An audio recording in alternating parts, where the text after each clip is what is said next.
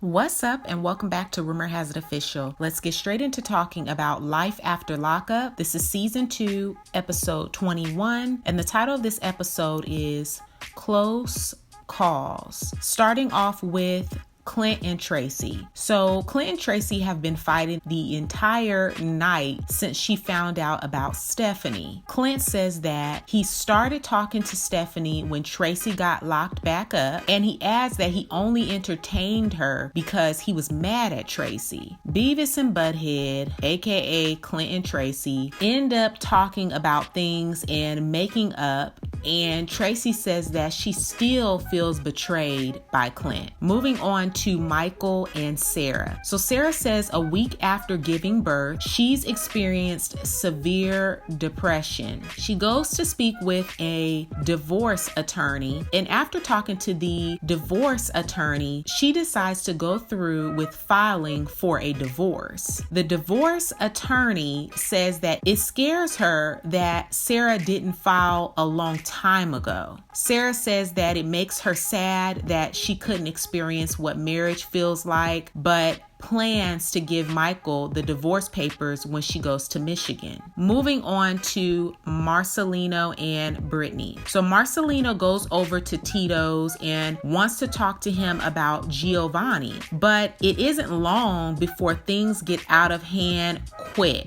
Tito is very offended that Marcelino is trying to get full custody of his son. Marcelino claims that he had Giovanni for the past year, which Tito disagrees and objects to that. He says that's not true, but I don't believe it was Marcelino's place to do what he did. Marcelino and Tito get into a physical altercation, and I mean a straight fist fight. Marcelino definitely hit Tito first, and when the producer tried to break up the fight, they pushed him out of the way. Moving on to Andrea and Lamar. So Andrea and Lamar drive back to Utah for the weekend and decide to leave the kids at home so that they can use this alone time to work on their relationship. Andrea is so happy to be back home, but Lamar just sees it as a vacation. Moving on to Scott and Lizzie. So Lizzie is still tripping about Charlene living with Scott, and when Lizzie calls Scott into the house, he clarifies that he cares about both of them, but he will always choose Lizzie first because she's his girlfriend.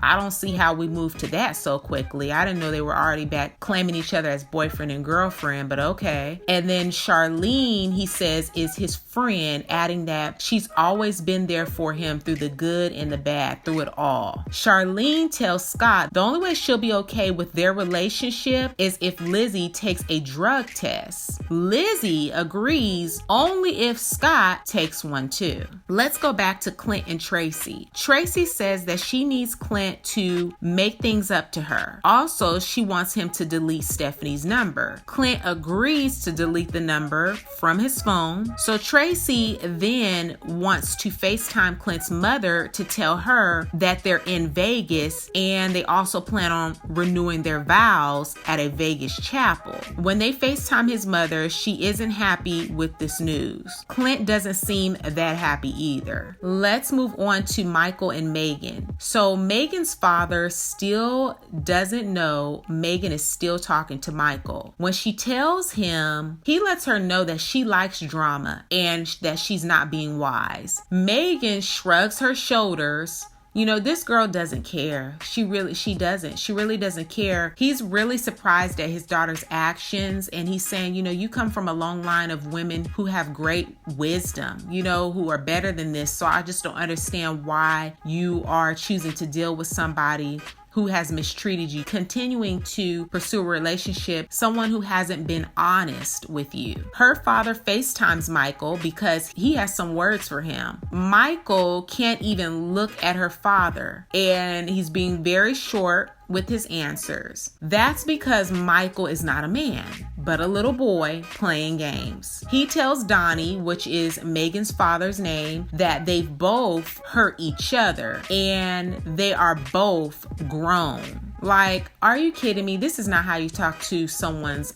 father. So disrespectful. Moving on to Michael and Sarah. So Sarah talks to her friend about the decision she's made to file for divorce. She says she wants to be strong when she gives Michael the divorce papers and doesn't want to be talked out of it. Let's move on to Andrea and Lamar. So Andrea and Lamar head over for dinner at one of her friends' house, and everybody has welcomed Lamar. And during a conversation with one of Andrea's friends, Lamar explains that after being released, he has gotten used to being in LA close to his family and is happy there. In the next scene, the fellas all go fishing in the backyard and the ladies stay inside. The men waste no time trying to convert Lamar over. Lamar says that he won't be a Mormon. There's no way. He said his ancestors would be rolling around in their grave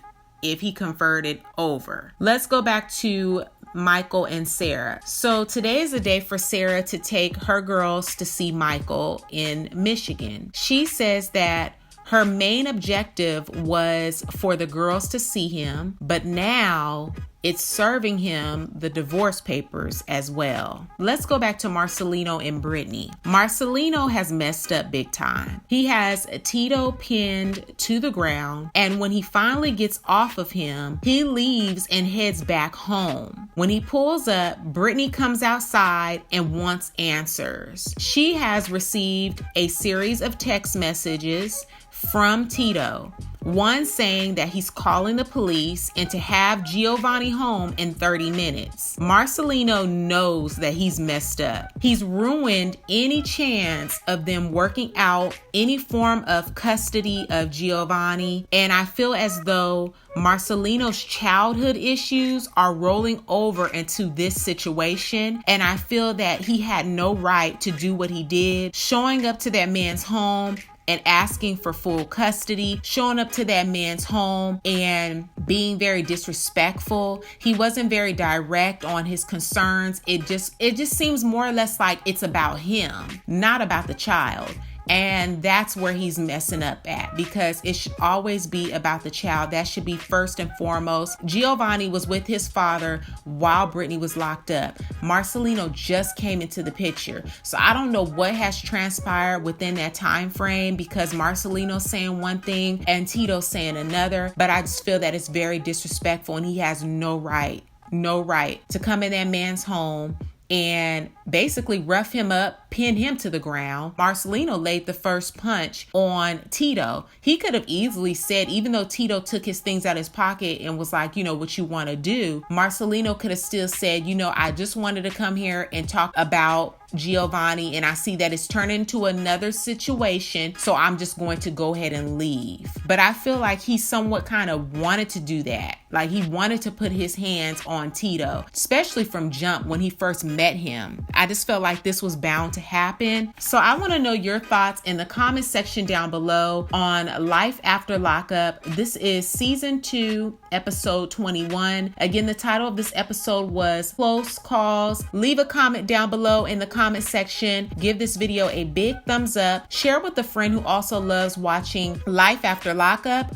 Don't forget to subscribe and hit the bell so you'll be notified on the next time that I make an upload. And I will catch you guys in the next video. Peace.